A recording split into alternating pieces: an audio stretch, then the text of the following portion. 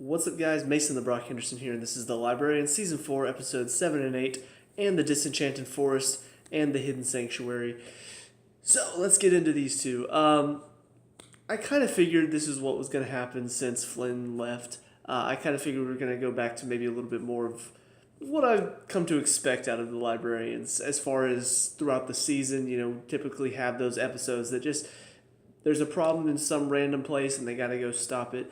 I don't mind it as much, but I did really enjoy how the season started off with all of these very intense just stuff going on, things that all tie into this one big story plot. It's not really like just some random place needs help. No, it's actually tying into some bigger, larger story. So these two, yeah, they kind of stand out on their own a little bit. Not necessarily bad, but I guess not as good as it could have been. So we start off with episode 7 and the Disenchanted Forest, and it was pretty good. It was enjoyable. It was a lot of fun. They go to a team building camp because they're struggling dealing with what happened with Flynn leaving. They realize that it feels like there's only going to be one librarian, so who's it going to be? They're trying to decide, and of course nobody's saying that they do have to decide. Just people are suggesting that's how it should be, and so I feel like we're going to challenge that idea as the season goes on. But of course they start arguing about it, which is kind of building into the idea of, you can't have more than one. See what happens? They start fighting, and so Eve is like, hey, look, this clipping book is telling us to go to team building camp. Let's do it. And so they go to team building camp. Ultimately, turns out that the forest there is taking people captive. They suspect one guy is like immortal and sapping the life energy out of him. Dosa is there as their own little team, which I thought was kind of funny to see. Like, Dosa sent a team to blend in, and of course it's the one team that's like better than the Librarians, and they're like, yeah, what? It's kind of stupid, but still pretty funny. But what I did like about this episode, though, is it still tackled some of the morals going on this season, which I kind of figured they would, while still giving us, a typical Librarians episode. But what I really, really liked about the episode itself was the fact that it didn't really go the way I thought it was going to go. It didn't turn out to be some bad guy trying to sap the life out of people. No, it turned out to be the forest was trying to commune, and so it kept taking people prisoner, trying to talk to the people there, and nobody would listen. And so finally Stone was the one that they took, and he could speak like so many different languages, and so finally it was able to speak the language that he was able to speak the language that they needed to speak, to get, I guess, warn people away, I suppose. I don't really know. Like, they were given the seed that they were supposed to protect, but I'm still just kind of like, you couldn't, I don't know, it feels weird that you couldn't find any other way to deal with this other than kidnapping people, It just seemed kind of an extreme that they kept taking random people, and it seemed like it was taking hundreds and nearly thousands of people have disappeared there. But at the end of it, it looks like there's only like maybe 20 people that reappeared. I don't know. It sounded like they've been taking people for hundreds of years, but maybe I misinterpreted. But ultimately, they managed to solve the dilemma. I think they took the seed to the library, and Dosa said they were going to sort of keep track of the forest and keep it safe, so that way it doesn't have to worry about anything. And so, happy ending for everybody. And the team managed to sort of make up for the time being. The main thing that happened with the team as far as the emotional stuff is Eve had to sort of dig into the fact that Flynn left. Stone could kind of tell there was maybe a little something wrong with her, and are you trying to fill a void or something? And ultimately realized that she was blaming herself for Flynn leaving. Like, she thought maybe it was something wrong with her, and so he did manage to tell her, but by the end of it, look, it's not your fault. You're not the reason he left. So it was a pretty nice conclusion for that. There is one thing, though, that didn't sit quite right with me, and that is there's this girl at the camp that Stone just sees her and instantly, boom, attraction, which, I mean, love at first sight is already kind of something that I'm just like, come on, that almost never happens. Rarely do you just look at somebody and just instantly fall in love. You may look at somebody and instantly be attracted, but it turned out she was like absolutely perfect for him. I'm like, that never happens in real life. Well, never say never, but it hardly ever happens. So it was just kind of silly. But ultimately, she's apparently a reporter that has heard about the library. Apparently, she's gathered information about it and information about magic in the world. And so by the end of it, Stone is showing her the library. And he's just like, look, you can't tell anybody, and this is why we can't be together. And we're just like, didn't we go through this earlier this season where he had a best friend that he's never able to hang out with, and so he tried to talk to him, and ultimately he had to lie to him in the end because he couldn't tell him about the library? Fast forward a few episodes, and now all of a sudden you're showing some random girl that you just met. You're showing her the library and telling her this is why we can't be. What about that last episode? Like, that is the big problem that I do have with this, is it kind of negates that past episode where they're talking about the importance of keeping a library a secret.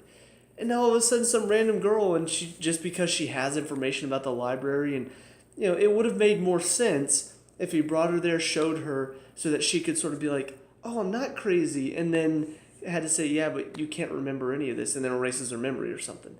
But instead he just lets her go, like, oh no, you can't tell anybody, trusting that she's not going to say a word.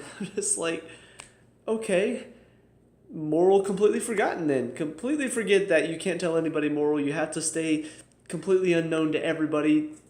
Screw all of that. No, you meet a random girl that you like, show her the secrets of the world. So, yeah, kind of a problem. And then the next episode I did have a few more problems with as well. We get into episode 8 and the Hidden Sanctuary. And frankly, it wasn't a bad episode, but there was nothing that came beforehand to lead into this episode. That's the big problem. Just at the beginning of this, we see Cassandra's having dreams where apparently they were on a mission and she got scared and she wasn't able to complete her job, and so Jacob had to be the one to step in, save the day, but she nearly got everybody killed in the process. And she was talking about, oh, I'm so scared, Jenkins, I feel fear because now death is not a constant for me, and so now, and of course saying this all to the man who just lost his immortality. Hello. I don't know, it felt kind of out of nowhere because they randomly threw in a case or a mission that they went on at the beginning of this episode. Instead of maybe earlier this season, they were on some mission and then she got scared and it's kind of been festering and building. They talked about it. No, randomly pops up for this episode just for it to be fixed by the end of this episode. I don't like it whenever shows do that. I don't like whenever they fabricate a problem with one of the characters that we haven't heard about beforehand and then fix it by the end, because it feels like you just, oh, we're running out of episode ideas, guys. I know, let's have Cassandra be scared and nearly ruin a mission out of nowhere. Now she's got to overcome that problem, even though we haven't dealt with this at all before. So, yeah, I don't know. The episode itself isn't the problem. It's the fact that they just sort of throw it in with no precursor knowledge of what's going on with Cassandra. No hint that she's been dealing with this fear of dying ever since she's lost the tumor. I haven't gotten that from her at all, and all of a sudden, for this episode, oh, she's scared of dying and scared to do her job, and now she can't do her job well, and like I said, it doesn't really work if you haven't given us some sort of prior knowledge that this is a problem. We haven't seen that from her. We haven't seen her be scared of dying. We've just seen her doing her job like usual, and now all of a sudden, oh, yeah, now there's a problem. I will say, though, it does sort of help show at the end that she does want to be a librarian. There's this moment where she's dealing with, everybody's talking, the fairy is attacking, and everybody's just like, oh, help us, Cassandra. She's like, oh my God, it's too much. And then Jenkins sort of pops up in her mind, is like, what do you want to be, Cassandra? And then she's like, I want to be a librarian, and then finds the courage to overcome her fear. And so it does sort of help show that she's not going to be just, okay, well, one person gets to be a librarian. Oh, well, it's not me because, I get to have a normal life. No, we see clearly she wants to be a librarian. I wonder maybe if we're going to do that with the other two as well, if there are going to be moments where they have a choice to sort of become normal and not be a librarian, and they're going to realize, no, I want this too. I don't know if that's what they're going for here or if it just sort of tied in with what was going on with this story, her being scared and stuff. But yeah, so that was my big problem with this one. As far as the story itself, disregarding all of the fear stuff with Cassandra, it was okay. Little kid ends up like completely being bashed by some other kids. He just lost his father, and nobody's really taking him seriously. And then frees a trapped fairy, and the fairy's just like, okay, I'll grant you any wish. And he's like, okay, I want nobody to ever get hurt again. The fairy has to help everybody in this town to keep from getting hurt, which actually is pretty funny how it all sort of works out. Seeing everybody walking out in the middle of the street, and just in the nick of time they get turned out of the way before a car hits them and stuff. And it turns out it was all the fairy's doing. Well, when this fairy gets released, obviously it has a lot of anger from having to help all these people.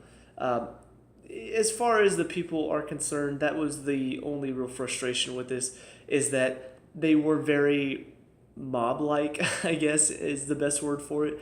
They just, for some reason, it seemed like any time something went against them, it was like very hostile. Oh, it's clearly your fault. We're all against you now. And like mob ganged up on her, and then ganged up on the guy who trapped the fairy and stuff. I'm just like, where's this coming from?